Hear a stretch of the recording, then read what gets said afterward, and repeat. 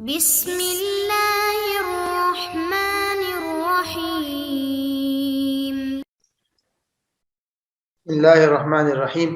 الحمد للہ وکفا وسلام علی عبادہ الذین اصطفیٰ، اما بعد. محترم ناظرین، دروس فقہ المعاملات المالیہ کا جو سلسلہ ہم نے شروع کیا تھا، اس کی گزشتہ جو نشست تھی، نشست نمبر 38،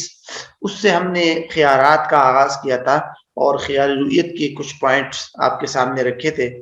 آج کی جو نشست ہے، نشست نمبر 39، اس میں بھی ہم خیال رویت کے بقیہ جو 2 پوائنٹس رہتے ہیں ان کو آپ کے سامنے بیان کریں گے. خیال رویت کے تمام مباحث کو ہم نے بنیادی طور پر 5 نکات میں تقسیم کیا تھا. پہلا نقطہ یہ تھا کہ خیال رویت کی تعریف کیا ہے، دوسرا نقطہ تھا فقہاء کی آراء اس سلسلے میں، اور تیسرا نقطہ یہ تھا کہ کیا فروخت کنندہ کو بھی یہ اختیار حاصل ہوگا یا نہیں. ان 3 نکات کو ہم نے گزشتہ نشست میں مکمل کر لیا تھا. آج کی اس نشست کے اندر ہم یہ دیکھتے ہیں کہ پوائنٹ نمبر 4 اور 5، یعنی کتنا دیکھنا کافی ہے، یعنی خیال رویت کے ختم ہونے کے لیے،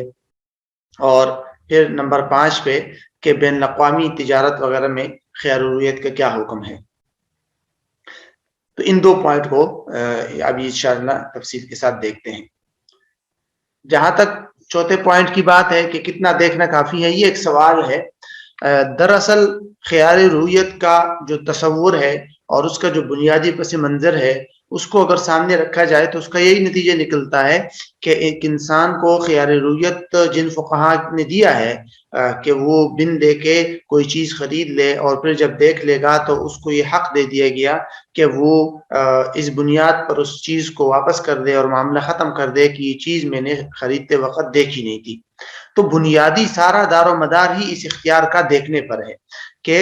بن دے کے کوئی چیز آپ خریدیں گے تو تب آپ کو یہ حق حاصل ہو سکتا ہے. اگر آپ نے دیکھ لی کوئی چیز خریدتے وقت تو پھر اس کے بعد آپ کو یہ والا اختیار حاصل نہیں ہوتا. ہاں، اس میں کوئی خرابی، عیب، فالٹ نکل آئے تو وہ الگ بات ہے، لیکن پھر آپ خیال رویت کا جو اختیار ہے اس کو استعمال کر کے چیز واپس نہیں کر سکتے. تو یہیں سے بنیادی دار و مدار ہے دیکھنا نہ دیکھنا، کہ ایک چیز آپ دیکھ کر اگر خریدیں گے تو پھر آپ کو یہ اختیار حاصل نہیں ہوگا. ہاں، اگر آپ نے کوئی چیز نہیں دیکھی اور خرید لی اور پھر بعد میں آپ کو نظر آئی تو پھر آپ اس اختیار کو استعمال کر سکتے ہیں. تو یہیں سے ایک سوال پیدا ہوتا ہے کہ بھئی خیال رویت اگر ایک انسان دیکھ کر کوئی چیز خرید لے تو خیال رویت تو ختم ہو جاتا ہے، اس کو خیال رویت نہیں ملتا، لیکن کتنا دیکھنا کافی ہے خیال رویت کے ختم ہونے کے لیے. کیا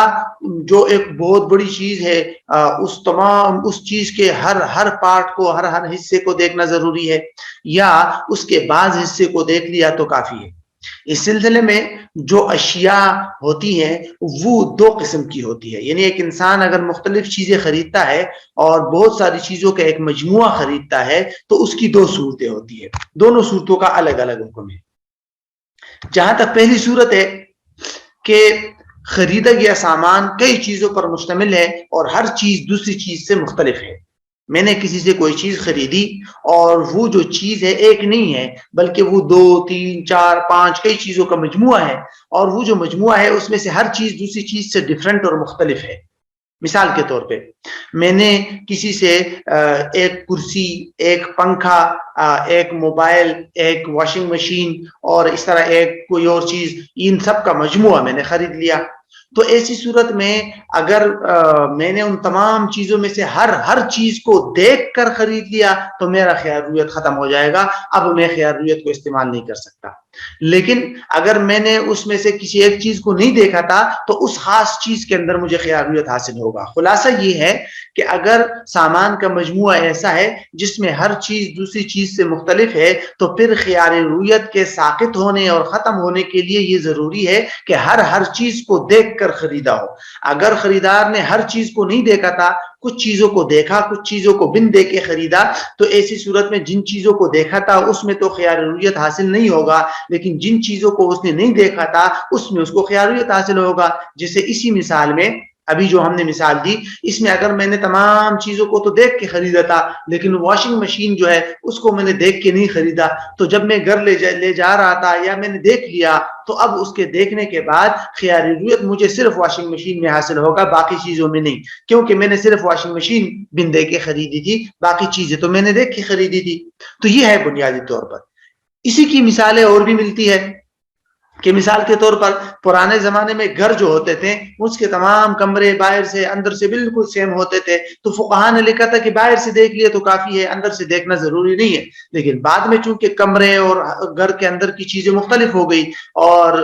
کمروں کے اندر بیت الخلاء اور مختلف کمرے ایک دوسرے سے بڑے مختلف ہونے لگے، تو اس لیے اب اگر کوئی شخص گھر خریدے گا تو اس کے لیے اندر سے ہر گھر کو دیکھنا ضروری، ہر کمرہ دیکھنا ضروری ہے خیاریت کے ساقط ہونے کے لیے۔ تو یہ پہلی صورت ہے کہ جو کئی چیزوں کا مجموعہ ہے وہ ان میں سے ہر چیز دوسری چیز سے ڈیفرنٹ اور مختلف ہے، تو ایسی صورت میں یہ حکم ہوگا۔ لیکن دوسری صورت یہ ہے کہ اگر ایک شخص نے کئی چیزوں کا مجموعہ خریدا اور وہ جو مجموعہ ہے وہ تمام چیزیں بالکل سیم ٹو سیم ہے، ایک ہی جیسی چیزیں ہیں، مثال کے طور پر میں نے 1 من گندم خریدا تو 1 من گندم کے ہر دانے کو دیکھنا ضروری نہیں ہے۔ اگر اس 1 من گندم کے اندر میں نے بطور نمونہ 1 کلو آدھا کلو گندم دیکھ لیا اور پھر میں نے گندم خرید لیا تو بس میرا خیاریت ختم۔ اب میں اس بنیاد پر اس گندم کو واپس نہیں کر سکتا کہ میں نے یہ گندم دیکھ کر خریدی نہیں ہے بلکہ بن دیکھ کے خریدی ہے۔ ہاں اس میں کوئی خرابی ہے وہ الگ بات ہے، لیکن خیال رویت کی بنیاد پر میں اس کو واپس نہیں کر سکتا۔